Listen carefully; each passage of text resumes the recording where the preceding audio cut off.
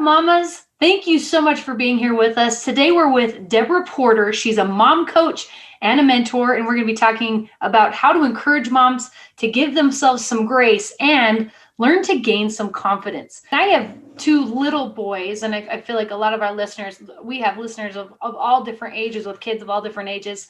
For those of us that have smaller kids, so me, for example, I have a lot of anxieties about different things, letting my son, who's almost 2, experience different things. What advice do you have for us with smaller kids, and where do we start with overcoming those fears?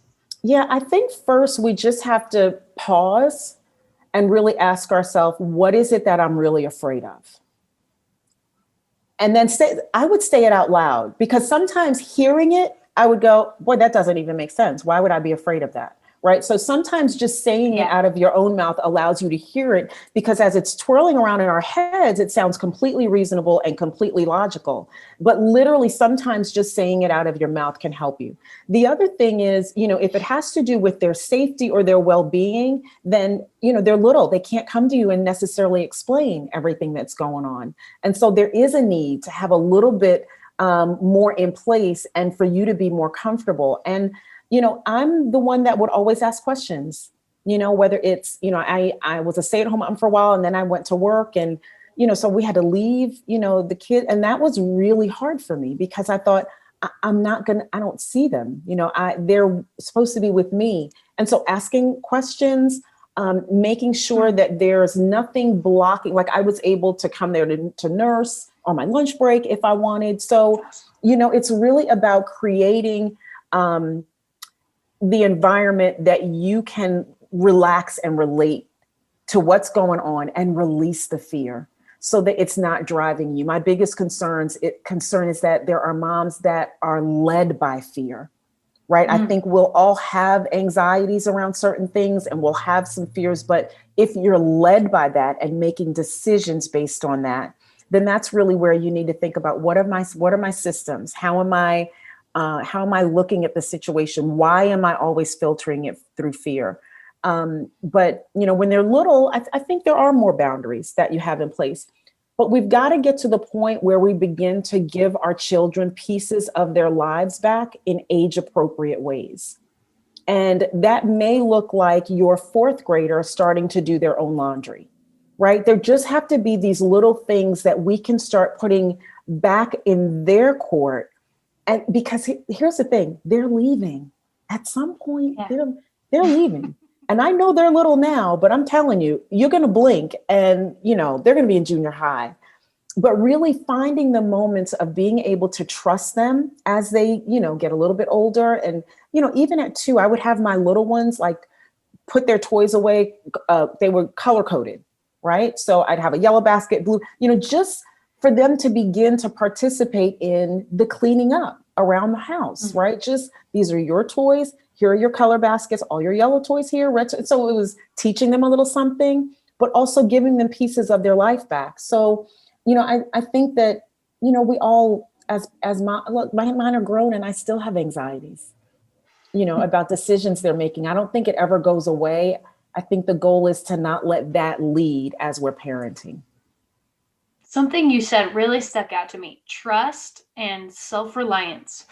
I think those 2 things are huge when it comes to our children. And not only does it help them to grow up to be the best people that they can be, it also, like you said, takes a little bit off of your plate. When you teach them, you don't have to have so much fear and anxiety of your own, that you have to take care of absolutely everything. You're teaching them to do it themselves. I love that advice. And moms, as we all know, most of us want to give our children everything, absolutely everything we can give them. And sometimes we forget that you need to have some self-care and self-investment. And that's another thing you said, that we as moms need to have confidence. What does that look like to you, Deborah? When we talk about self-care, I think a lot of us think if we spend the day getting a good mani-pedi, then we've had self-care. I think that is the first thing that comes to my mind. That is. It's like, okay. But I think that's more maintenance than care. So when I talk about self-care, I'm talking about the things that make deep deposits into you, that allow you to go on another day, right? So for me, that always meant having time to myself. Like, I'm the person that drives in the car with no music or anything. I prefer the silence. I prefer having moments where I can hear my own thoughts. And if you're a mom of little ones, you don't get that often. So, I had to be really deliberate about how do I make this happen on a regular basis? Because when I didn't make it happen, it was obvious. I was maybe a little more impatient, not quite myself. And so when you talk about self-care, really think about what are the things that really matter to me and really make deep deposits into me. So for me, it was journaling. It was having those moments to myself before everybody got up. So I had to purpose to wake up earlier, even if it was just 20 or 25 or 30 minutes, sometimes 10 or 15 minutes, but just to have that moment to breathe and to set some intentions for the day and to, encourage myself, you got this, girl, another day. You kept humans alive yesterday. You can do it again today. Like, just, really letting yourself know and celebrating those small wins. I don't know that we do that enough. I think that as moms, we think a win has to be something really huge in order for us to celebrate it. Listen, some days it's just a good day that everybody was fed and in the bed. We missed bath time today. Oh, well, not that big a deal, but we wait for these big events to be able to celebrate. But really celebrating those small wins are other ways that you can kind of care for yourself, because you're celebrating you. And you're allowing yourself to step into that moment where, okay, I did really good. We don't have any problem highlighting when we've messed something up. We can do that better than anybody can, usually in our own heads. But being deliberate and taking those moments daily to really celebrate what we have accomplished and what we have done, I would say that's even more important than highlighting those mistakes that we make, because that's going to happen. Life's not perfect. And in raising kids, it's so important that all of the obstacles are not mowed out of the way, because that's how they grow. And I think that we think sometimes, I've got to move out everything that's going to be difficult because I want the path to be smooth for them. I don't know that that's really the best way to do it. I think leaving some of those obstacles, letting some things just happen, natural consequences. I remember when one of mine decided, they were going to wait till the day before the project was due. And they thought I was going to stay up all night with them doing it.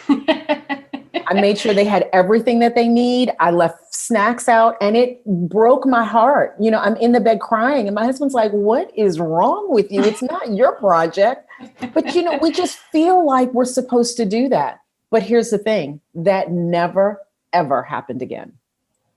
Never. One and done on that. Wow. So, it's just, sometimes self-care is just stepping back and saying, you know what, that's not my problem. And I can't take it on as mine, because then I'm robbing you of the learning and the lesson and the experience.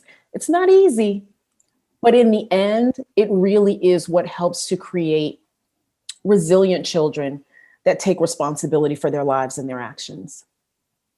I think that is so beautiful. I love that for so many reasons, because I think it encompasses every different type of mom. I feel like when you say self-investment, some moms think, okay, I need to be this successful career woman. I need to do A, B, C, D. But sometimes that's not everybody.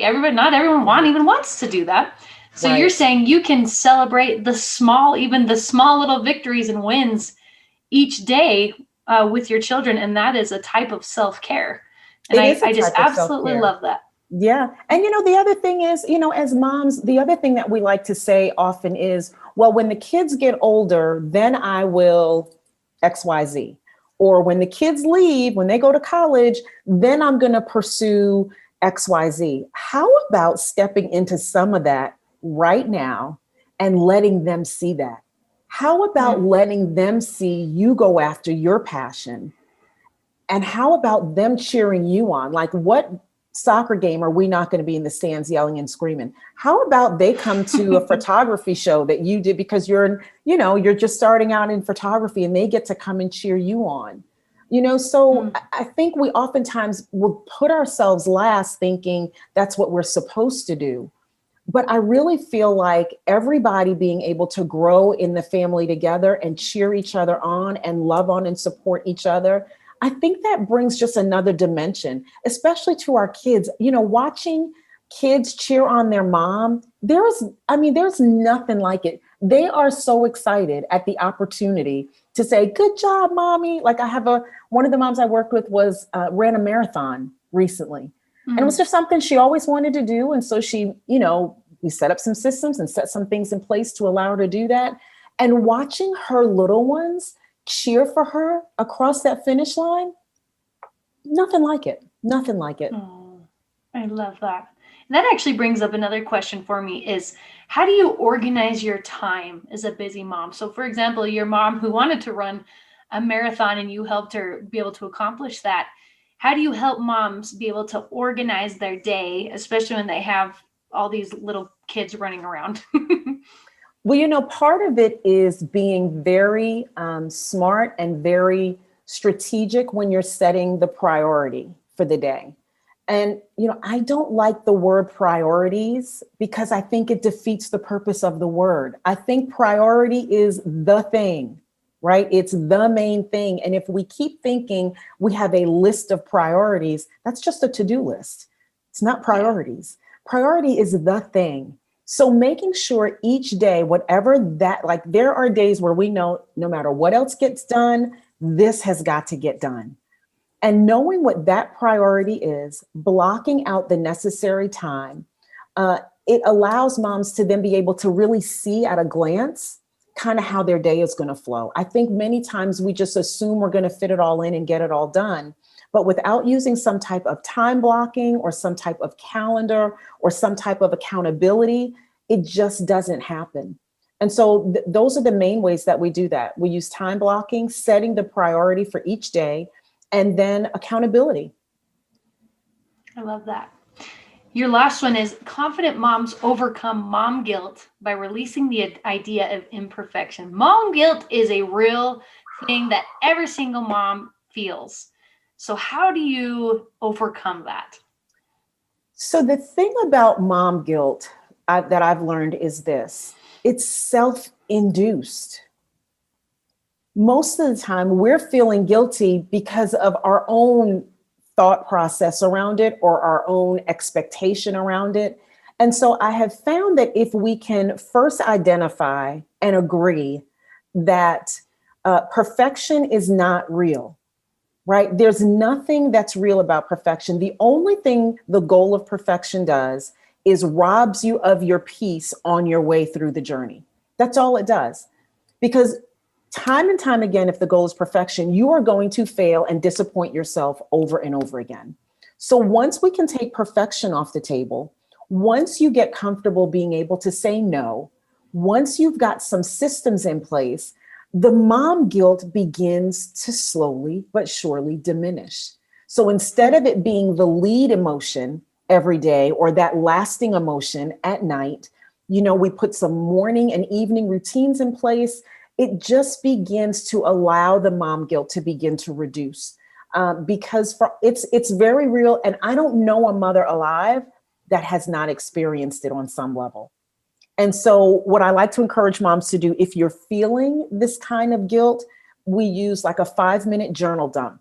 Like just take everything you're feeling, write it out. Just no filter, no edits, no anything. Just write it out, because that's part of it too, is getting it from here out so that it's not still swirling around. So I think that the better we are with some of the self-care systems, the ability to say no. I like to tell people the word no is a complete sentence, doesn't need a whole lot explanation after it. But as we get some of those other systems in place, the mom guilt begins to diminish because we then develop the tools on how to handle it and how to deal with it.